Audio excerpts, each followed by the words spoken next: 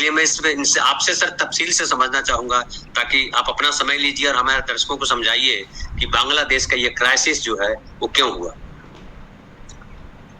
Actually सबसे बड़ी समस्या ये है कि भयानक बेरोजगारी हो, जिसको के अभी लोग नोटिस नहीं ले रहे हैं। मतलब वो प्रोटेस्ट तो दिखाई दे रहा है, शेख हसीना का इस्तीफा भी दिखाई दे रहा है, रिजर्वेशन भी दिखाई दे रहा है, लेकिन असल समस्या है भयानक बेरोजगारी। और इस भयानक बेरोजगारी का जो विस्फोट है वो इस आंदोलन में हुआ है। इस पूरे रिजर्वेशन के प्रसंग में सबसे पहली बात जो समझने की है, बेरोजगारी को माइनस करके और बेरोजगारी के जरिए जो लोगों के बीच में जो भेदभाव चल रहा है, आप बांग्लादेश को समझ नहीं सकते। और ये कुछ सिम्टम्स इस तरह के भारत में भी हैं, बहुत भयानक सिम्टम्स हैं। अब देखिए, संयोग की बात देखिए कि जिस समय ये आंदोलन शुरू हुआ और पीक पर था, और अभी ये सेकंड फेज में दाखिल हुआ अगस्त में, 1 जुलाई से शुरू हुआ और ये सेकंड फेज में दाखिल हुआ ये अगस्त में। ठीक उसी समय हमारे यहाँ भी SC ST रिजर्वेशन वाले उस पर एक बहुत ही महत्वपूर्ण सुप्रीम कोर्ट का जजमेंट है जो कि SC ST के राइट्स के खिलाफ है। मैं एक बहुत ही सामान्य सी बात पहले कहना चाहता हूं कि ये जो सारा का सारा प्रसंग है, रिजर्वेशन आज लागू नहीं हुआ है। वहां 2018 से रिजर्वेशन है वहां। ये गलतफहमी हम लोग दिमाग से निकाल दें कि वो अचानक आज लागू हुआ और अचानक विस्फोट हो गया, नहीं।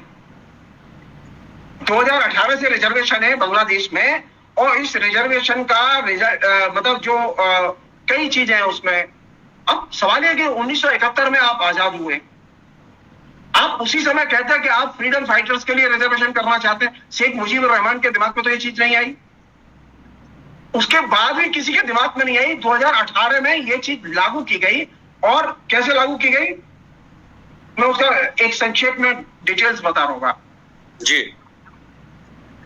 वो ये कि जो 2018 में लागू की गई स्कीम, उसके तहत 30% फ्रीडम फाइटर जो 1971 के स्वाधीनता संग्राम में जिन्होंने भाग लिया उनके लिए 30%, और 10% जिले के लिए कोटा रिजर्वेशन, और 10% औरतों के लिए रिजर्वेशन, और 5% अल्पसंख्यक और एथनिक ग्रुपों के लिए रिजर्वेशन, और 1% अपाहिज या जो अपंग लोग हैं उनके लिए।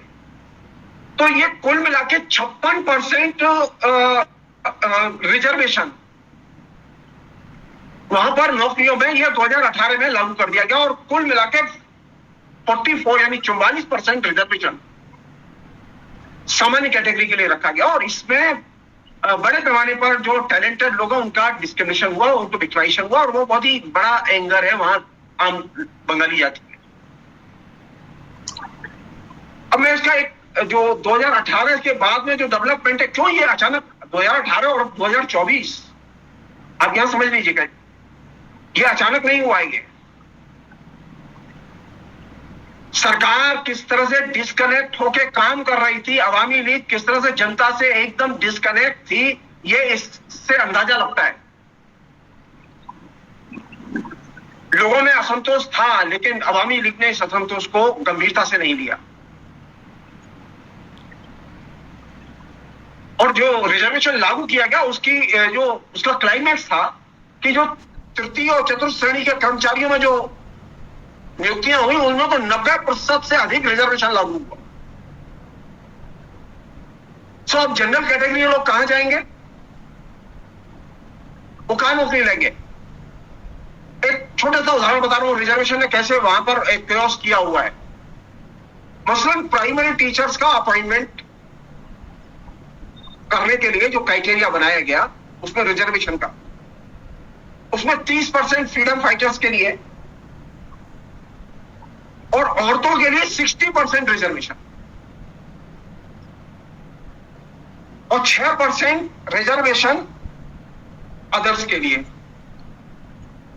यानी कुल मिला के 96% रिजर्वेशन 100% में प्राइमरी टीचर्स में, और बांग्लादेश की खूबी यह है, इसकी दो तरह से व्याख्या हो सकती है। प्राइमरी से लेकर यूनिवर्सिटी लेवल तक वहां स्त्रियां डोमिनेट करती हैं, क्योंकि रिजर्वेशन में नौकरियां उनको है सबसे ज्यादा। और सामान्य कैटेगरी के लिए सिर्फ 4% रिजर्वेशन है, यानी फ्रीडम फाइटर को रिजर्वेशन मिलेगा, औरतों को रिजर्वेशन मिलेगा प्राइमरी स्कूल्स में, और अदर्स को मिल जाएगा, लेकिन सामान्य कैटेगरी के लोगों के लिए सिर्फ 4% रिजर्वेशन। जाहिर है कि असंतोष बढ़ेगा। तो जो लोग ये सोच रहे हैं कि कोटा सिस्टम से वे हमारे यहां भी एक मुसीबत है, मैं इसे छोड़ना चाहता हूं कि जो आपके यहाँ जो रिजर्वेशन में जो उच्च जाति के जो गरीब लोगों के लिए EWS वाला जो कोटा है, इकोनॉमिकली बैकवर्ड जो लोग हैं, वीकर सेक्शन वाले, ये वीकर सेक्शंस वाला जो फिनोमिना है, इसमें किसके अपॉइंटमेंट हो रहे हैं, रिजर्वेशन में किसके अपॉइंटमेंट हो रहे हैं अभी, जिसकी वजह से ये एंगर 6 साल बाद इतना मुखर क्यों हुआ? क्योंकि ये देखा गया वहां कि अवामी लीग अपने दल के लोगों को अपॉइंटमेंट दे रही है, ब्यूरोक्रेट्स उनके बच्चों के अपॉइंटमेंट हो रहे हैं। ये जो फिनोमिना है, ये फिनोमिना है जिसने कि लोगों के अंदर एंगर पैदा किया है। जो लोग ये सोच रहे हैं कि अपनी पार्टी के लोगों को नौकरी देके वे सरकार चला लेंगे, समाज चला लेंगे, देश चला लेंगे, उनके लिए ये मैसेज है बांग्लादेश के छात्रों और शिक्षकों का। मुझसे पूछे तो एक प्रोफेसर के नाते मैं बहुत खुश हूं। क्यों? क्योंकि छात्र आंदोलन ने बहुत महत्वपूर्ण हस्तक्षेप किया है और छात्रों को अपनी डिमांड में सफलता मिली कि वो शेख हसीना पद से गई। कायदे से तो होना ही चाहिए था। जिस समय ढाका यूनिवर्सिटी में प्रोटेस्ट शुरू हुआ, वाइस चांसलर को बुला के, वाइस चांसलर के द्वारा छात्रों को बुला के बात करनी चाहिए थी, सरकार को छात्रों को बुला के बात करनी चाहिए थी, लेकिन छात्रों से सरकार ने बात नहीं की, वाइस चांसलर ने छात्रों से बात नहीं की। कैसे चलेगा? आप छात्रों की सुनेंगे नहीं, छात्रों के साथ में डिस्क्रिमिनेशन है उसे नोटिस नहीं लेंगे, तो आंदोलन तो होगा। कुछ लोग हो सकते हैं जो कि इसमें वे लोग भी हों जो कि फंडामेंटलिस्ट ऑर्गेनाइजेशंस के लोग हों, लेकिन इससे कोई बहुत महत्वपूर्ण अंतर नहीं आता। क्यों अंतर नहीं आता? क्योंकि ये जो इशू है इसमें वो है बेरोजगारी और भेदभाव। नौकरियों में पक्षधरता जो चल रही है, पक्षपात जो चल रहा है, एक लॉयल लोगों के अपॉइंटमेंट का जो फिनोमिना अवामी लीग ने विकसित किया, यहां मैं साफ आपकी तरफ से मैं कहना चाहता हूं, मोदी सरकार जो आरएसएस से, उन्होंने जो ये फिनोमिना शुरू किया है कि नौकरियां जो लग रही हैं आरएसएस के लोगों की लग रही हैं, योग्य लोगों को विक्टिमाइज किया जा रहा है। आप ये तय मानिए कि ये जो आग आपको बांग्लादेश में दिखाई दे रही है वो कल हिंदुस्तान में भी आ सकती है। क्योंकि आप पक्षपात करके अपॉइंटमेंट करेंगे तो छात्र कितने साल झेलेंगे इस बात को, नौजवान कितने साल झेलेंगे? तो ये इसमें एक मैसेज है, बहुत साफ मैसेज है, वो ये कि नौकरियों में फेयर डील होनी चाहिए, योग्य का मेरिट से सिलेक्शन होना चाहिए, और जो आर्थिक तौर पर विक्टिमाइज है लोग, उनको रिजर्वेशन समझ में आता है, जो सामाजिक तौर पर विक्टिमाइज है उनके लिए रिजर्वेशन समझ में आता है, लेकिन ये जो गिफ्ट दी गई फ्रीडम फाइटर्स के लिए ये समझ में नहीं आता। और वो भी कब? वो दी गई 2018 में, 2018 में। अब आप सोचिए कि आप आजाद हुआ 1971 में और गिफ्ट दे रहे, ये ठीक नहीं। ये तो असल में सीधे सीधे सरकारी नौकरियों का मैनिपुलेशन है, अपने लॉयल्स को सरकारी नौकरियों में बिठाने की कोशिश है। पहली चीज तो ये, जिसको कायदे से, अगर मोदी सरकार के लोग आपके इस चैनल को सुन रहे हो तो मैं बहुत साफ कहना चाहता हूं कि नीचे जो रायता फैला हुआ है वो थमेगा नहीं। ऐसा नहीं कि बीजेपी में रायता नहीं फैला हुआ है, वो फैला हुआ है। अब ये तय मानिए, वो लोग सड़कों पर निकलेंगे जो लोग अभी कमरे में आलोचनाएं कर रहे हैं, क्योंकि बांग्लादेश का आंदोलन सिर्फ बांग्लादेश तक सीमित नहीं रहेगा, क्योंकि बेरोजगारों के लिए उसने एक मैसेज दिया है कि बेरोजगारों को रोजगार के लिए लड़ना चाहिए। एक अन्य चीज है जो कि बहुत इंपॉर्टेंट चीज है, इस पूरे आंदोलन में जो बांग्लादेश में हुआ है, इसमें पुलिस ने बहुत ही बर्बर हिंसाचार किया है, जो कि बांग्लादेश की हिस्ट्री में पहले कभी नहीं हुआ।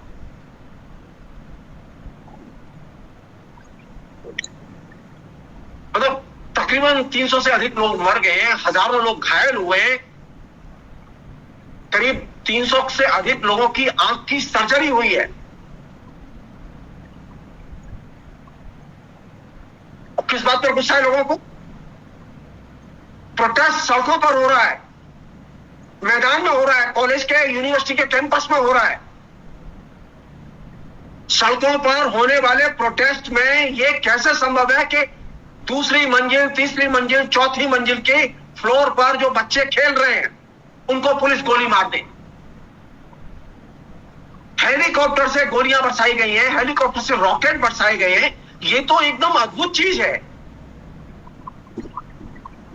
और जिस तरह की गोलियों का और छर्रों का इस्तेमाल किया गया, उसने बहुत गंभीरता से लोगों को, आंखों को, उनकी खासतौर पर प्रदर्शनकारियों को उसने नुकसान पहुंचाया है। और ये चिंता कीजिए नहीं, आप सोचिए, 3rd फ्लोर पर एक व्यक्ति अपनी छत पर अपनी बच्ची, जिस समय नीचे गोलीबारी हो रही है, वो बच्ची खेल रही थी, एक व्यक्ति अपनी छत से अपनी बच्ची को लेने गया और वो बच्ची को लेकर उतर रहा है चुपचाप जीने से, वहां जीने पर उसके अंदर गोली उतार दी गई आंख में, बच्ची के सिर में।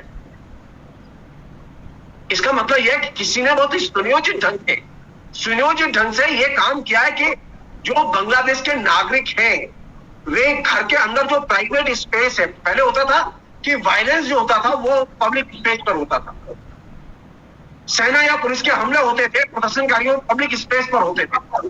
लेकिन इस बार के आंदोलन की जो दूसरी जो नई चीज दिखाई दी है वो ये, पब्लिक स्पेस पर तो वायलेंस है ही, प्राइवेट स्पेस पर जो बालकनी है, उसमें जो सीढ़ियां है, उस पर छत है, उस पर जो बच्चे खेल रहे हैं उनके ऊपर, तो ये जो वायलेंस है, ये वायलेंस प्राइवेट स्पेस में जब स्प्रेड किया है, तो ये ऐसा नहीं है कि सरकार की जानकारी में नहीं होगा।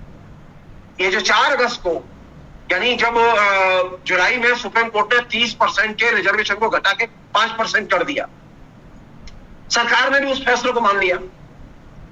लेकिन सरकार ने गलती ये की कि जिन लोगों ने जुलाई के आंदोलन के दौरान जो हिंसाचार किया था, उनके खिलाफ कोई एक्शन नहीं लिया। सरकार ने गलती यह की कि उसने आंदोलनकारियों को बुला के पूछा नहीं कि भाई आपकी क्या स्थिति है, क्या मांगे। तो ये 4 अगस्त के बाद में दोबारा रिवाइव किया, कुछ दिन चुप रहे वो लोग जजमेंट के बाद, और जजमेंट के बाद में वो कुछ दिन चुप रहने के बाद जो आंदोलन शुरू हुआ, तो उसमें एक ही डिमांड थी, गवर्नमेंट के साथ असहयोग करो और शेख हसीना इस्तीफा दे। क्यों? क्योंकि जिन लोगों को मारा गया है, पीटा गया है, वायलेंस हुआ है, और सामान्य स्तर पर वायलेंस नहीं हुआ, तकरीबन 30,000 से अधिक लोग घायल हुए हैं जी। ये साधारण आंकड़ा नहीं है। सर एक मिनट सर, आपसे और आगे बात करते हैं, लेकिन उसके पहले कुछ हम ये फैक्ट्स रखना चाहते हैं जो मीडिया में आ रहा है।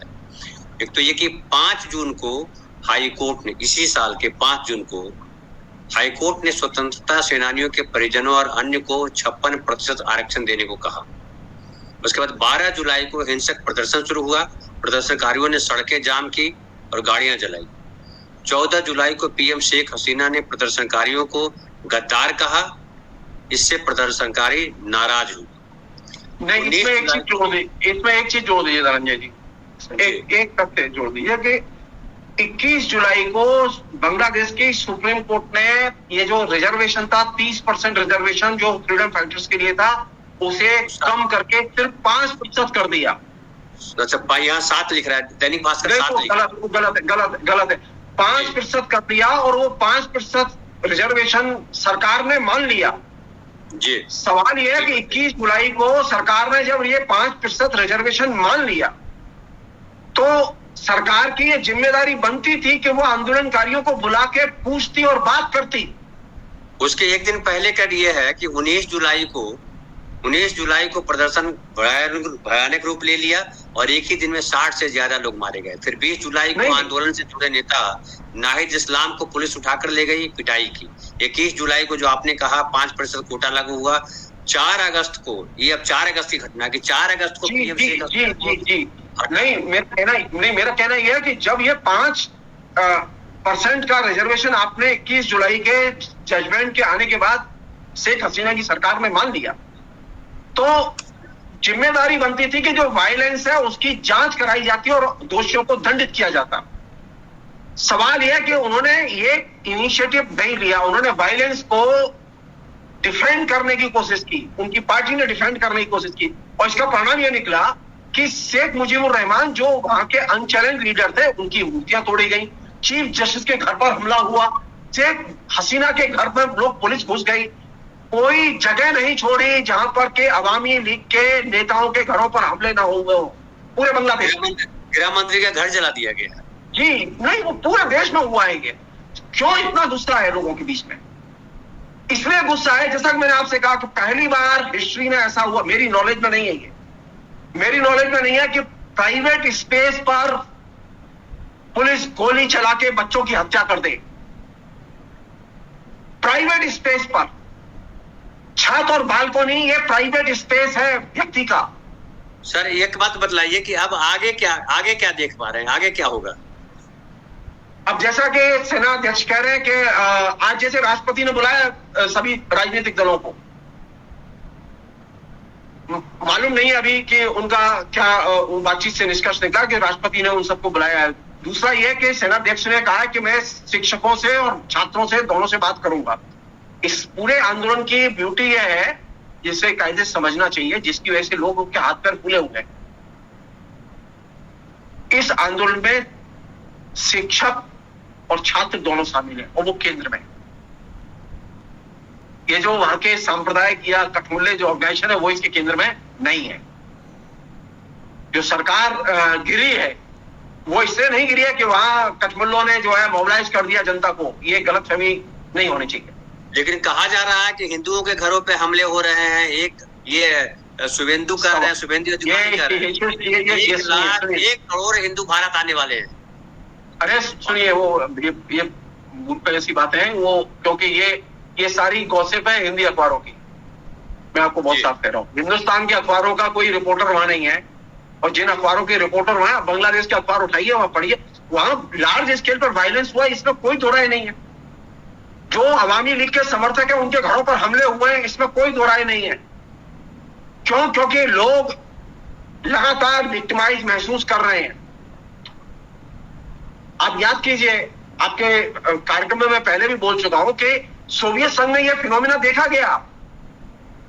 जहां जहां लोगों ने विक्टिमाइज महसूस किया, वहां उसने सरकार और सरकार के समर्थकों के ऊपर हमले बोले। सेना को पहला कदम, जो अभी आपने पूछा ना क्या करना चाहिए, पहला कदम यह उठाया जाना चाहिए कि सेना ये घोषित करे कि जो लोग वायलेंस में शामिल रहे हैं उनके खिलाफ एक्शन होंगे, पहली चीज। और ये जो पूरा जो कोटा है, ये फ्रीडम फाइटर्स के नाम पर जो 5% है अभी, इसको एकदम कंप्लीट हटाया जाना चाहिए। आपने कोई एहसान नहीं किया कि आप स्वाधीनता के लिए लड़े। ये गलतफहमी दिमाग से निकाल दें। स्वाधीनता के लिए लड़े इसलिए आपको नौकरी मिलनी चाहिए। आप मत लड़ते स्वाधीनता के लिए, आप रहते गुलाम की तरह। बांग्लादेश में रहने वाले सब नागरिक समान हैं। जो आर्थिक सामाजिक तौर पर पिछड़े हैं उनके लिए आरक्षण की बात लॉजिकली समझ में आती है, लेकिन ये पॉलिटिकली हम जनतंत्र के लिए एक्टिव हैं। इसके लिए हमें पेंशन मिलनी चाहिए, हमें गिफ्ट मिलना चाहिए, हमें नौकरी मिलनी चाहिए, हमारे बच्चों को नौकरी मिलनी चाहिए। ये तो अजीब फिनोमिना है।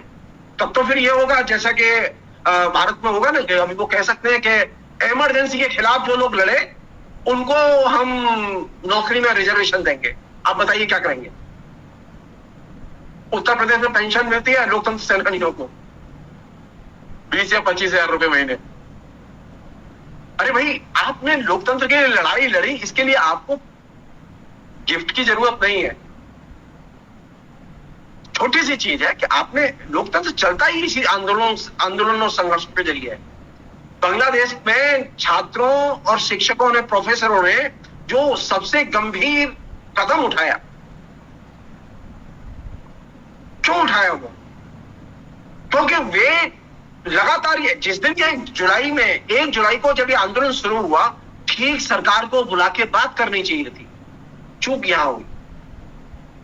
बात न करके, उसे हल न करके आपने दमन किया, और सीधे सीधे दमन किया। दूसरी चीज, सरकार बननी चाहिए, सिविलियन गवर्नमेंट बननी चाहिए, और सभी दलों की मिलाके सरकार बननी चाहिए, और जो वहां के जो प्रोमिनेंट इंटेलेक्चुअल हैं उनकी मदद लेके सरकार बननी चाहिए, जिनकी क्रेडिबिलिटी है वहां। अभी स्थिति ये हो गई है कि आर्मी टेक ओवर कर लेगी तो आर्मी ही चलाएगी। आर्मी चला नहीं सकती है, क्योंकि आर्मी के बस की नहीं है, आर्मी के बस की नहीं है कि वो सरकार चलाएं। आखिरी चीज जो मैं आपसे शेयर करना चाहता हूं, शेख हसीना हिंदुस्तान आ गई है और वो दिल्ली में है। वो पहले अगरतला आई, उसके बाद में इंडियन एयरवेज पर उतरी, और उसके बाद में वो दिल्ली में है, और वो दिल्ली से वो संभवतः कहा जा रहा है कि वो लंदन चली जाए। हमारा कहना यह है कि भारत सरकार इसमें तत्काल इंटरवीन करे और कहे कि वहां सिविलियन गवर्नमेंट बननी चाहिए, और उस सिविलियन गवर्नमेंट को बनाने में हमसे जो मदद हो सकती है हम करेंगे। नरेंद्र मोदी की सरकार को इस पर इनिशिएटिव लेना चाहिए, क्योंकि ये लोकतंत्र की रक्षा का प्रश्न है, और बांग्लादेश के लोकतंत्र की रक्षा में और निर्माण में भारत की केंद्रीय भूमिका रही है। भारत पीछे नहीं हट सकता इससे। सवाल सिर्फ शेख हसीना का नहीं है, डेमोक्रेसी का है। शेख हसीना ने गलती क्या की? गलती वही की कि वे लगातार डिक्टेटरशिप के रास्ते पर अपनी पार्टी और अपने पार्टी के लॉयल लोगों की नौकरी लगे, वे ही सरकार चलाएंगे, उनके अलावा किसी की सुनी नहीं जाएगी। ये जो रास्ता उसने पकड़ा वो कोलैप्स कर गया। तो हमारे पास में एक ही रास्ता है, भारत सरकार के पास में। भारत सरकार इस मामले पर मूक दर्शक बनी न रहे। देखिए, दिलचस्प बात बता रहा हूं मैं आपको। वो सोवियत संघ, रूस और उसके पड़ोसी देश के बीच में झगड़ा हो रहा है, वहां वो मिलने जाएंगे उस पीड़ित जेलेंस्की से, नरेंद्र मोदी। और नरेंद्र मोदी अब बांग्लादेश में जब क्राइसिस हुआ और सरकार कोलैप्स कर गई, क्यों नहीं इंटरेस्ट लेंगे?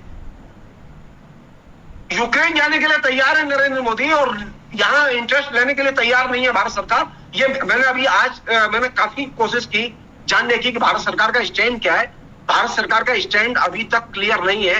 मेरा मानना है कि भारत सरकार को इनिशिएटिव लेके अपने राजनीतिक प्रभाव का इस्तेमाल करके वहां पर राजनीतिक स्थिरता और डेमोक्रेसी को स्थिर करने में मदद करनी चाहिए। न्यूट्रल रहने का मतलब यह है कि आप डेमोक्रेसी को वहां बचाना नहीं चाहते। एक अन्य चीज है जो बहुत ही जरूरी चीज है, आपको याद हो कुछ दिन पहले श्रीलंका में हुआ, और श्रीलंका में बवाल हुआ, और श्रीलंका में जो इलेक्टेड गवर्नमेंट थी वो कोलैप्स कर गई। अब ये बवाल पाकिस्तान, ये पहले, उसके बाद में पाकिस्तान में हुआ, और पाकिस्तान में भी सरकार कोलैप्स कर गई। भारतीय उपमहाद्वीप में एक ग्रांड मॉडल चल रहा है इलेक्टेड गवर्नमेंट को डिस्टेबलाइज करने का। हमें ये कोशिश करनी चाहिए, ये जो ग्रांड मॉडल है जिसमें कि अमेरिका की बहुत एक्टिव हिस्सेदारी है, इससे सतर्क रहने की जरूरत है। डेमोक्रेसी चाहिए मुझे अस्थिरता और अराजकता नहीं चाहिए। मुझे जेन्युइनली डेमोक्रेसी के साथ में खड़ी हुई अपनी सरकार चाहिए। हमारी विदेश नीति इस बात पर जोर देती रही है कि हम पड़ोसी देशों के साथ में हम दर्शक नहीं बने रहेंगे। हमारा उनके प्रति शत्रुतापूर्ण रवैया नहीं होगा, बल्कि बांग्लादेश के साथ हमारी मित्रता रही है, मित्रतापूर्ण रवैया रहा है। तो बांग्लादेश में डेमोक्रेसी को पुनः स्थापित करने के लिए और डेमोक्रेटिक सरकार स्थापित करने के लिए भारत सरकार अपने प्रभाव का इस्तेमाल करे।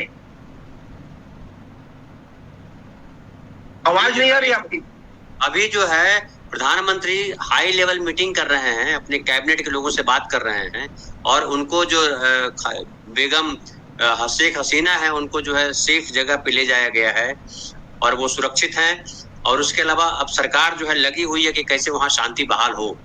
जी जी नहीं, वो ठीक है, वो इनिशिएटिव सरकार को लेना ही होगा, क्योंकि भारत की बहुत बड़ी जिम्मेदारी है, ये बहुत बड़ी जिम्मेदारी है। इसमें दो चीजें हैं, एक तो यह है कि आपको वो जिम्मेदारी निभानी है वहां कि वहां डेमोक्रेसी बचे, और दूसरा ये कि भारत की बेरोजगारी की समस्या को आप जितनी जल्दी एड्रेस करेंगे उतना ही जल्दी हिंदुस्तान की डेमोक्रेसी को बचाने में मदद मिलेगी।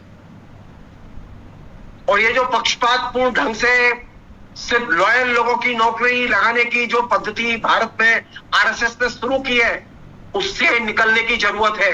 मैं बहुत साफ कहना चाहता हूं।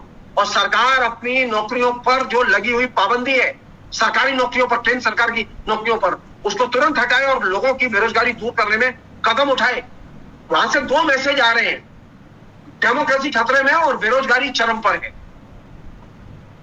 और इन दोनों मैसेज को लोकल लेवल पर और वहां एड्रेस किया जाना चाहिए। आखिरी चीज, बांग्लादेश का एक लेसन है हमारे लिए भी। जनता जब आंदोलन करे तो जनता से सीधे बात करो। हमेशा हम इग्नोर करेंगे, दमन करेंगे। मैं साफ कह रहा हूं कि ये कॉस्टली है।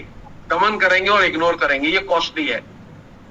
और ये फिनोमेना पिछले दिनों से, ये जो डिक्टेटरों का ये फिनोमेना है ये कि हम जनता के आंदोलन होंगे तो हम उन्हें एड्रेस नहीं करेंगे। इससे बचने की जरूरत है। और यही चीज नहीं की अवामी लीग ने, और उसका ये परिणाम है कि अवामी लीग के नेता को इस्तीफा देना पड़ा। फिलहाल इतना ही। जी जी नहीं, कुछ सवाल है सर मेरे, उसका जवाब दीजिए। जी जी जी। एक तो ये है कि लोगों को बड़ी चिंता है कि सोशल मीडिया पे लगातार चल रहा है, कई लोग ट्रोलर तो यहाँ हैं ही जो हिंदू मुसलमान करना चाह रहे हैं। मैं सुबह देख रहा हूँ जब से ये घटना आई है 3:30-4 बजे के करीब से, कि वहाँ हिंदू खतरे में। क्या आपको लगता है कि वाकई वहाँ हिंदू में खतरे में, और खतरे में अगर हैं तो भारत सरकार को व्यवस्था करनी चाहिए कि वहां से लाए? नहीं, वहाँ कोई हिंदू खतरे में नहीं है। वहां अब जो भी चीज है, अब आज तो सेलिब्रेशन हुआ है, सारे देश में मिठाई बटी है शेख हसीना के इस्तीफा देने के बाद। ये एकदम गलत है कि वहां हिंदू खतरे में है।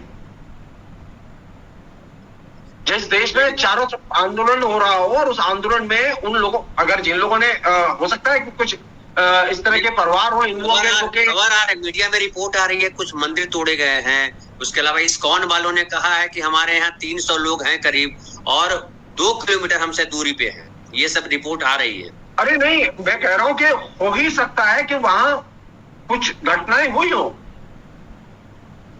इतने बड़े स्केल पर वायलेंस हो रहा है, वह जनता जो है वायलेंस कर रही है क्योंकि जनता के ऊपर दमन हो रहा है, जनता की सुनी नहीं जा रही है। हो सकता है कुछ घटनाएं हुई हो, लेकिन इसका कतई अर्थ नहीं है कि वहां हिंदुओं के ऊपर हिंसा हो रही है। यह हिंदू मुसलमान का प्रश्न नहीं है, ये बांग्लादेश की जनता के अस्तित्व की रक्षा की लड़ाई है, डेमोक्रेसी की रक्षा की लड़ाई है। इस बीच हिंदू जी, इस बीच सर जो है बांग्लादेश की जो नेशनलिस्ट पार्टी के कार्यवाहक अध्यक्ष हैं तारिक रहमान, उन्होंने कहा है कि आइए हम सब मिलकर बांग्लादेश को एक लोकतांत्रिक और विकसित राष्ट्र के रूप में पुनर्निर्माण करें, जहां सभी लोगों के अधिकार और स्वतंत्रता सुरक्षित हो। जी, वो सही है, लेकिन बात दूसरी है अभी कि अभी जो जैसे कहें कि अभी कुछ चीजें खुलनी है। मसलन सेना के अध्यक्ष ने जो वायदा किया है कि वो शिक्षकों से और छात्रों के प्रतिनिधियों से बात करेंगे, वो मीटिंग अभी हुई नहीं है। उस पर बहुत कुछ डिपेंड करता है, क्योंकि इसमें जो की है वो राजनीतिक दल नहीं है, की है ये छात्र और शिक्षक, और खासतौर पर ढाका विश्वविद्यालय के छात्र। और ढाका विश्वविद्यालय के छात्र ट्रेडिशनली पॉलिटिकल रहे हैं, पॉलिटिकल मूवमेंट का वो सिरमौर रहे हैं वहां के, तो उनके साथ में। और एक और चीज मैं बता रहा हूं आपको कि सरकारी यूनिवर्सिटियों में ही वहां ये जो पूरा का पूरा विप्लव शुरू हुआ, जो गवर्नमेंट यूनिवर्सिटी है। प्राइवेट यूनिवर्सिटियों के छात्रों ने इसमें भाग नहीं लिया। जो लोग सोच रहे हैं कि प्राइवेट यूनिवर्सिटी जो है डेमोक्रेसी पैदा करती है, उनके लिए ये भी मैसेज है कि प्राइवेट यूनिवर्सिटियों में पढ़ने वाले बच्चे लल्लू लाल होते हैं, वो शेख मुजीबुर रहमान नहीं होते हैं। शेख मुजीबुर रहमान की परंपरा वो विद्यार्थी तैयार किए हैं जिन्होंने के ढाका यूनिवर्सिटी और दूसरी जो सरकारी यूनिवर्सिटी है जहां वो पढ़ते हैं। लेकिन सर शेख मुजीबुर रहमान की प्रतिमा को तोड़ दिया गया, लाइब्रेरी था उसको किया गया, नुकसान पहुंचाया गया। नहीं होगा। और एक और चीज बताऊंगा, 1971 से लेकर अब तक सरकारी विश्वविद्यालयों में स्टूडेंट्स यूनियन के इलेक्शंस नहीं कराए गए, स्टूडेंट्स यूनियन नहीं बनी अभी तक। कम से कम ये सीख रहे हैं बांग्लादेश का प्रशासन के वहां सरकारी विश्वविद्यालयों में छात्र संघ बनाए जाने चाहिए, छात्रों को और छात्र संघों को फैसिलिटीज दी जानी चाहिए, राजनीतिक गतिविधियों की आधिकारिक तौर पर उन्हें रिसोर्स दिए जाने चाहिए, चंदा दिया जाना चाहिए। ये कौन सा तरीका है कि आप स्टूडेंट्स यूनियन नहीं बनाने देंगे और सब कुछ करेंगे? ये कौन सी डेमोक्रेसी है? भारत में कम से कम इतना ये व्यवस्था है कि यहाँ डेमोक्रेसी तमाम विश्वविद्यालयों में इलेक्शंस होते हैं, लेकिन ये तो वहां इलेक्शन ही, वहां कोई स्टूडेंट्स यूनियन के ऑफिशियल जो है स्ट्रक्चर ही नहीं है। और देखिए कितना बड़ा छात्र आंदोलन, सरकार गिर गई, छात्र संघ नहीं बना। पहले भी छात्र आंदोलन हुए हैं, ताकतवर छात्र आंदोलन हुए हैं। मेरा कहना यह है कि इससे एक लेसन यह भी बनता है कि आप वहां पर प्रॉपर स्टूडेंट्स यूनियन बनाइए, स्टूडेंट्स यूनियन के चुनाव होने दीजिए, छात्रों को राजनीतिक तौर पर स्ट्रक्चर में भाग लेने दीजिए। आप बिना स्ट्रक्चर के छात्रों को छोड़ दिया है। सर एक और सवाल है मेरे मन में कि 1971 में बांग्लादेश आजाद हुआ, शेख मुजीबुर रहमान जो है वहां के प्रधानमंत्री बने, लेकिन 75 में वहां तख्ता पलट हो जाता है और 15 अगस्त 1975 को मुजीबुर रहमान जी की हत्या हो जाती है, उनके परिवार वालों को मार दिया जाता है, फिर तख्ता पलट हुआ। दोनों में क्या अंतर है सर? पहले वो राजनीतिक लड़ाई थी और राजनीतिक तख्ता पलट था, जो जिसे हम लोग कट्टरपंथी कहते हैं, रिएक्शनरी कहते हैं, उन लोगों ने वो तख्ता पलट में केंद्रीय भूमिका अदा की थी। और यहाँ अब वो छात्र हैं, यहाँ राजनीतिक दल नहीं है कोई रिएक्शनरी, और इन्होंने कोई तख्ता पलट नहीं किया। उन्होंने सीधे सीधे कहा कि भाई आप वो दंडित कीजिए और इस्तीफा दीजिए। तो आपने इस्तीफा दे दिया, दंडित करने का आपने ऐलान तब भी नहीं किया।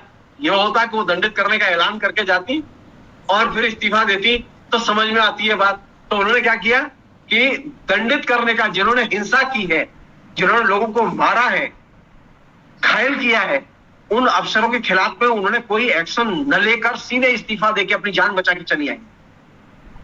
और मजेदार बात है, उनका हवाई जहाज आ गया है, उसके बाद में एयरपोर्ट बंद हुआ है। बिल्कुल नहीं, सेना ने मुझे लगता है उनको निकलने का अवसर दिया है कि नहीं, सेना के साथ उनकी डील है जी, सेना के साथ डील है उनकी, वो डील के तहत निकल के आई। अगर सेना चाहती तो इससे एक और भी चीज है जो कि निकलती है, वो ये कि सेना वहां डेमोक्रेसी का सम्मान करती है। मैं आपको बहुत साफ करूं, पाकिस्तान वाली हालत वहां नहीं है। वो रोक भी सकते थे, लेकिन उन्होंने रोका नहीं। उन्होंने कहा जाने दो, बाद में संभाल लेंगे स्थिति। अगर वो रोकते तो और ज्यादा वायलेंस होता। अब पहली सीढ़ी ये है कि वहां हर हालत में शांति स्थापित की हो। अब आंदोलन की जरूरत नहीं है क्योंकि वो इस्तीफा दे चुकी हैं, और सरकार की तरफ से छात्रों और शिक्षकों के साथ में नेगोशिएशंस हों और उसके बाद में एक राष्ट्रीय सरकार बनाई जाए। और मैं उम्मीद कर रहा हूं कि बांग्लादेश में शांति। सेना ने तो कहा है सर कि इंटरिम सरकार बने, सब पार्टियों को बुला रहे हैं, लेकिन वो जो छात्र नेता है वो कह रहे हैं कि नहीं, हम सरकार बनाएंगे। नहीं, वो तो छात्रों और शिक्षकों से तो हर हालत में पूछ के ही सरकार बननी चाहिए। ये राजनीतिक दलों का आंदोलन नहीं है, यही तो मैं कह रहा हूं बार बार। ये राजनीतिक दलों के जरिए उस आंदोलन को अगर फिर भट्टी में झोंकेंगे तो जो सरकार आएगी वो पिटेगी। छात्रों को बाकायदा टेबल पर बिठा के छात्रों की उपेक्षा की गई, इसलिए सरकार गई, और अब फिर छात्रों की उपेक्षा की जाएगी तो जो सरकार आएगी वो जाएगी। ये छात्र फंडामेंटलिस्ट छात्र नहीं है, मैं बहुत साफ कहना चाहता हूं मैं आपसे। क्योंकि ये छात्र एक चीज की मांग कर रहे हैं कि वहां भयानक करप्शन है, जर्रे जर्रे में करप्शन घुस चुका है और डेली लाइफ में वायलेंस घुस चुका है। वहां लोग परेशान है वायलेंस से और करप्शन से। जी, लेकिन ये जो आप कह रहे हैं ना कि वहां से लोग भागेंगे, वहां से लोग आ सकते हैं, क्यों आ सकते हैं? क्योंकि वहां वायलेंस है, डेली लाइफ में वायलेंस है। लोगों को मौका मिलना चाहिए, वो सब निकलना चाहते हैं उनसे, पूरा देश निकल जाएगा। जी, एक और बात कही जा रही है सर कि मैं जो दिन में देख रहा था कि 3500 कारखाने मतलब फैक्ट्रियां सूती वस्त्र के जो है वो बंद कर दी गई हैं, फिलहाल बंद हैं वो। और उसके अलावा कहा जा रहा है कि जो है अडानी जी का भी वहां जो प्रोजेक्ट लगा हुआ है वो भी संकट में है। उसको आप किस तरह से देख रहे हैं? क्या वहां की अर्थव्यवस्था सुदृढ़ होगी? देखिए, जुलाई से वहां पूरा बिजनेस ठप पड़ा है। बांग्लादेश चैम्बर ऑफ कॉमर्स के लोगों ने बाकायदा इस पर चिंता जाहिर की है कि भाई सरकार किसी तरह से नेगोशिएट करके इस मसले को रिजॉल्व करे, लेकिन सरकार ने तो ये किया नहीं। वहां सिर्फ एक अडानी नहीं है, वहां बाकी टोटल जो उद्योग है वो पूरा ठप पड़ा हुआ है, पूरी इंडस्ट्री ठप पड़ी हुई है और ये ठप पड़ी रहेगी। ये ठप पड़ी रहेगी अगर छात्रों और प्रोफेसरों के साथ में बात नहीं की गई। मैं बार बार क्यों कह रहा हूं प्रोफेसरों की बात? लोग जो सोच रहे हैं ना कि प्रोफेसर एकदम गऊ होते हैं और वो सिर्फ पढ़ाने का काम करते हैं और वो पॉलिटिक्स नहीं करते, ये मैसेज है प्रोफेसरों के लिए जो अपने एयर कंडीशन में बैठे रहते हैं, उनके लिए कि बांग्लादेश के प्रोफेसरों ने जो किया है और वो सबसे ज्यादा खुश हैं कि बच्चों ने उनके कहने पर कुर्बानी दी है, लोकतंत्र के लिए कुर्बानी दी है। ये सीखे हमारे प्रोफेसर, लोकतंत्र से प्यार करना, आंदोलन से प्यार करना, पॉलिटिक्स से प्यार करना। ये जो है ना हमारे यहाँ एंटी पॉलिटिक्स जो चल रहा है प्रोफेसरों में, ये सीखे, ये सीखे। कायदे से तो होना चाहिए, एक धनंजय के पास एक प्रोफेसर नहीं 25 प्रोफेसर होने चाहिए, लेकिन मुसीबत है कोई बोलता ही नहीं। और ढाका में हर प्रोफेसर लिख रहा है, बांग्लादेश के अखबार भरे पड़े हैं प्रोफेसरों की राइटिंग से। मैंने आपके कहने के बाद में मैंने बहुत सारी चीजें देखी। मैं ये चीज इसलिए कह रहा हूं कि ये जो एक्सप्रेशन है, इस एक्सप्रेशन को कायदे से समझने की जरूरत है। ये चीज बढ़ेगी, ये चीज बढ़ेगी क्योंकि बहुत सारी चीजें ऐसी हैं जो डेमोक्रेसी में एक देश से दूसरे देश की ओर जाती हैं। जी, बांग्लादेश में जो चीज आई है 6 साल बाद आई, रिजर्वेशन हुआ 18 में, आंदोलन हुआ 24 में। मैं क्यों कह रहा हूं, जो लोग आप सोच रहे हैं कि यहां बहुत सारी चीजें शांत पड़ी है, वो शांत नहीं है। वो कभी भी किसी भी चिंगारी से वो चीज खड़ी हो सकती है, छोटी सी चिंगारी से वो भड़क सकती है। इसलिए डेमोक्रेसी अगर पड़ोस में बरकरार रहे और वहां शांति कायम रहे तो भारत में भी डेमोक्रेसी बरकरार रहेगी और शांति कायम रहेगी। बांग्लादेश की जी सर दो बात है, दो समाधान कीजिए सवाल का। एक तो ये है कि क्या इसमें हिंदू मुस्लिम ये एंगल है, एक। दूसरी बात कि क्या जो वहां कहा जा रहा है कि वहां बड़े पैमाने पर चुनावों में धांधली हुई और जो लास्ट जो अभी जो चुनाव हुआ था जिसमें खालिदा फिर से बेगम ये क्या कहते हैं शेख हसीना जीती थी, उसमें जो है उनको काफी सीटें आ गई थी क्योंकि विपक्ष ने उसका बहिष्कार किया था और उनको 300 में से 224 सीटें जीत ली थी। बड़ी अभी बहुत पुरानी बात नहीं, इसी साल की बात है, और 224 सीटें उनको आ गई थी। उसके बाद उसके जो विपक्ष है उन लोगों ने शायद बहिष्कार किया था और ये आरोप लगाया गया था, लोग लगा भी रहे हैं कि बहुत बड़े पैमाने पर बेईमानी हुई थी, चुनावों के दौरान धांधली हुई थी। भारत में भी इस तरह की बातें खूब की जा रही है। तो दोनों के हिंदू मुसलमान वाला एंगल भी और ये दोनों के बीच क्या साम्यता है? देखिए, मैं इलेक्शन में धांधली हुई तो इलेक्शन को लेके तो लोगों ने कोई प्रोटेस्ट नहीं किया। हो सकता है, मैं उनकी बात को ओवर रूल नहीं कर रहा हूं कि वो वहां धांधली हो ही सकती है। सवाल यह कि इसमें जो क्राउड है वो कौन सा क्राउड है सबसे ज्यादा? जानते हैं 20 साल से नीचे के लड़के सबसे ज्यादा हैं। यंग लड़के 18 साल के, 19 साल के, 20 साल के, बेशुमार इतनी असंख्य संख्या में ये जो तरुणों का जो एक तरह से पार्टिसिपेशन है, ये पार्टिसिपेशन अपने आप में डिस्टर्बिंग है। जो सारा का सारा आंदोलन है वो, अगर मुझसे पूछे 90% पार्टिसिपेशन उन लोगों का है जो कि 27-28 साल के नीचे है। ये यूथ है, ये सिर्फ वे लोग नहीं है जो किसी संगठन के हो। और जब शुरुआत तो ढाका यूनिवर्सिटी से हुई, और ये रिजर्वेशन हुई इलेक्शन के मसले पर तो नहीं हुई, ये किसी हिंदू बस्ती के सामने खड़े होके तो ये बात नहीं हुई, हिंदुओं मुसलमानों के मसले को लेके तो नहीं हुई। बात इसमें सीरियस थी रिजर्वेशन वाली, और वो शुरुआत हुई ढाका यूनिवर्सिटी से। बहुत सारी चीजें घट रही है वहां, और वो अपने अपने तरीके से लोग अपने गुस्से को अंदर छुपाए हुए हैं, वो व्यक्त हुआ हो, ये हो सकता है।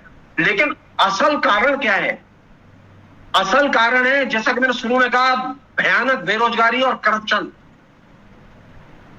भयानक बेरोजगारी और करप्शन जिस देश में होगा, वहां इस तरह की घटना कभी भी घट सकती है। वहां इलेक्शन भी मैनिपुलेट किए जा सकते हैं। सर, तो आप हमारे देश की तरफ उंगली उठा रहे हैं। हम उंगली नहीं उठा रहे, हमारा देश तो खुद स्वीकार कर रहा है कि हमारे यहां बेरोजगारी है। हमारा देश स्वीकार कर रहा है कि हम नौकरी नहीं दे सकते। हमारा देश स्वीकार कर रहा है कि हम करप्शन में आकंठ डूबे हुए हैं, और यही जगह है जहां से कि डेमोक्रेसी में रिटालिएशन, प्रतिरोध शुरू होता है, प्रतिवाद शुरू होता है। बांग्लादेश में शुरू हुआ है, और यह बांग्लादेश में प्रतिवाद जो शुरू हुआ है वो शुरू हुआ है करप्शन और रिजर्वेशन, बेरोजगारी की वजह से। बेरोजगारी उसके टारगेट है, असल तो चीज है बेरोजगारी, रिजर्वेशन बहाना है। तो करप्शन और बेरोजगारी दो बड़े फैक्टर हैं जिनकी वजह से बांग्लादेश का लोकतंत्र संकट में फंसा है, सरकार गिरी है। रिजर्वेशन सिर्फ बहाना है।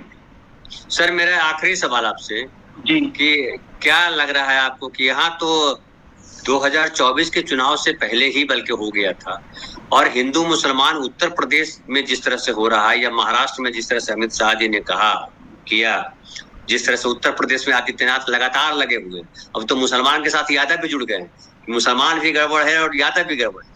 तो ये क्या लग रहा है आपको कि हिंदू मुसलमान का एजेंडा या जातियों के बीच में वैमनस्य खड़ा करने का मुद्दा कब तक चलाते रहेंगे? क्या यहाँ भी ये विस्फोटक नहीं हो जा सकता? नहीं, ये चलाते, ये इनको चलाना है। देखिए, इनको चलाना है, वो चलाते रहे, लेकिन इसका मुझसे भविष्यवाणी मत कराइए। जी, कर दीजिए। सितंबर नरेंद्र मोदी के लिए खराब है। अच्छा, मैं सिर्फ संकेत में कह रहा हूं। तो सरकार गिर जाने वाली है, मतलब हम यही सरकार गिरे या न गिरे, सरकार गिरे या न गिरे, लेकिन जन आंदोलन आएंगे, और बड़े जन आंदोलन आएंगे।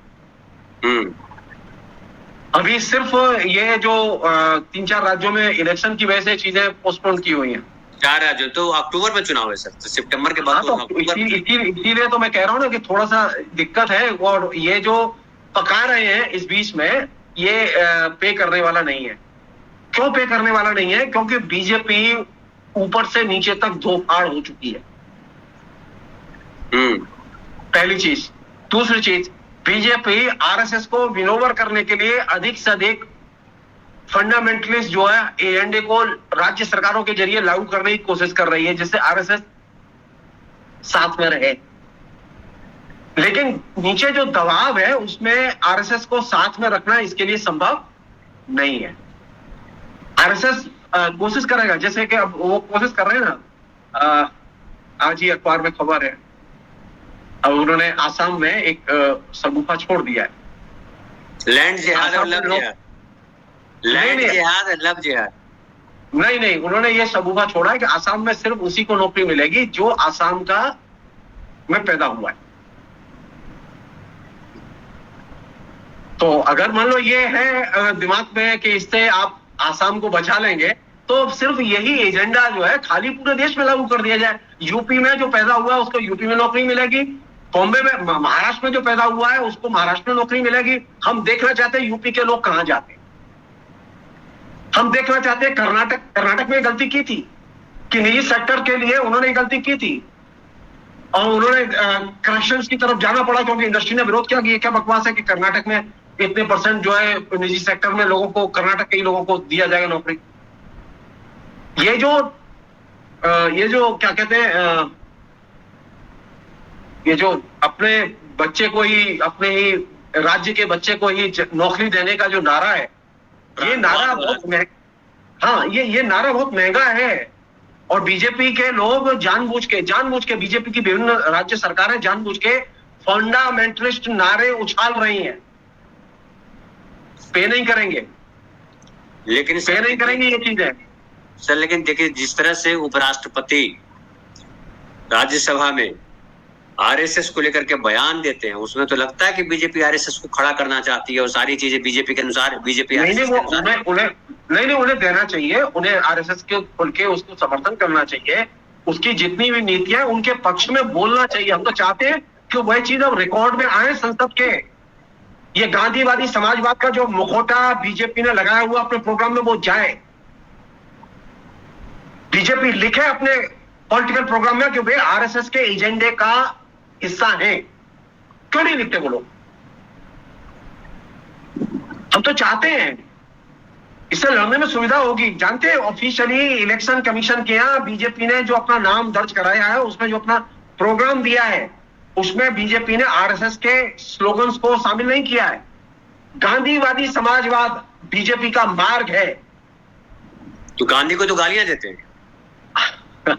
खैरियत है, गालियां दे रहे हैं, वो आगे पीटेंगे।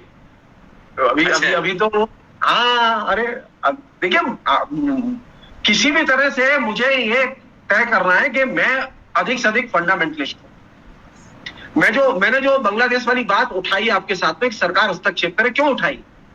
सरकार अगर हस्तक्षेप नहीं करती है तो वो बांग्लादेश के फंडामेंटलिस्टों की मदद करेगी। हम देखना चाहते हैं नरेंद्र मोदी मुस्लिम फंडामेंटलिस्टों से कैसे लड़ना चाहते हैं, हम देखना चाहते हैं।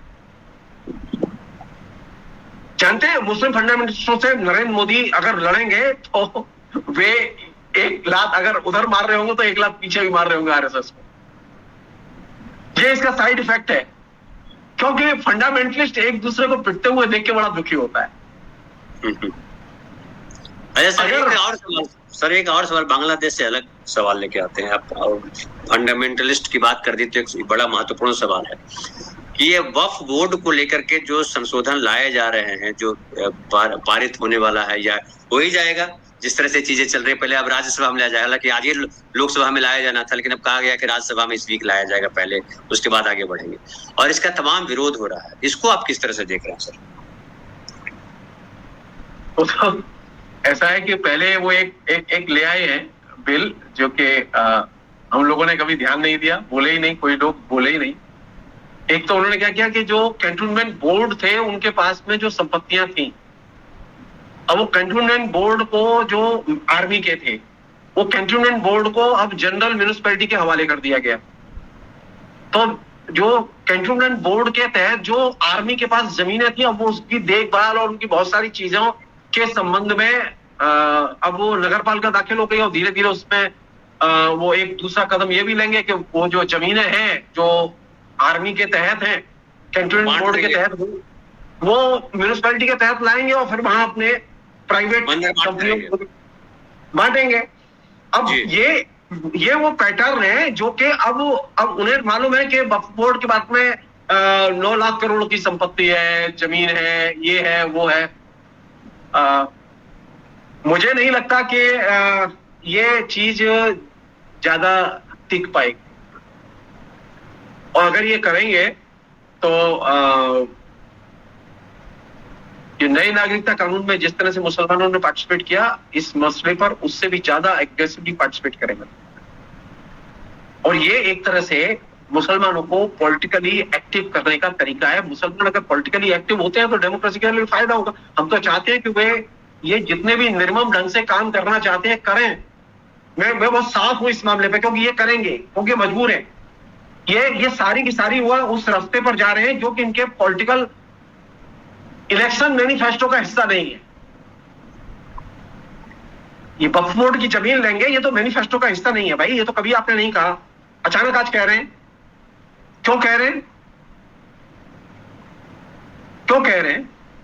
अरे अभी भी इन जमीनों के साथ में सेंट्रल गवर्नमेंट का संबंध है, वक्फ बोर्डों के साथ में सेंट्रल गवर्नमेंट का कानूनन संबंध है। राज्यों के वक्फ बोर्ड के साथ में राज्य सरकार और केंद्र सरकार इनके संबंध है, पूरा एक मंत्रालय रहा है अभी भी केंद्र में जो वक्फ बोर्ड को देखता है।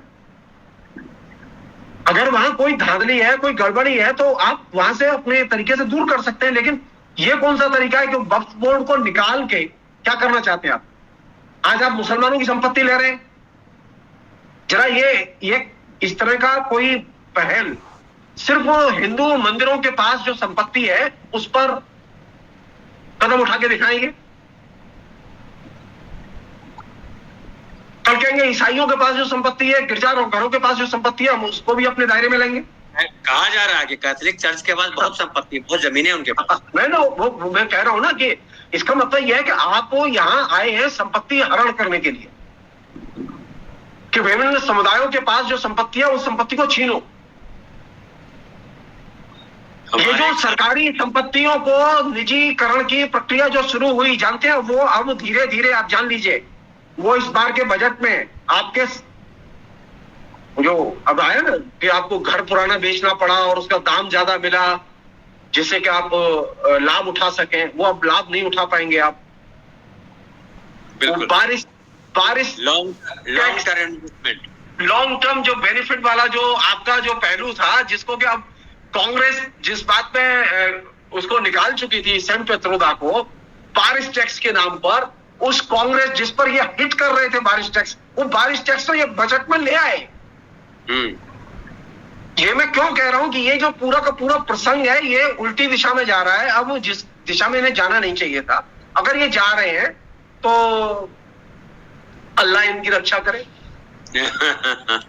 सर आप तो ये करवा दीजिएगा, हिंदू मुसलमान करवाना चाह रहे हैं, अल्लाह ने नहीं, हम तो चाहते हैं कि नरेंद्र मोदी सारी मस्जिदों का प्रबंधन नरेंद्र मोदी करें। नरेंद्र मोदी के पास बहुत फुर्सत है, देश चलाने की फुर्सत नहीं है। मस्जिदों में क्या होगा, उनकी जमीनों पर क्या होगा, इस पर नजर है। अरे देश में साला एक कारखाना खोलने के लिए समय नहीं है तुम्हारे पास में, ये बकवास चीजों के लिए समय है आपके पास।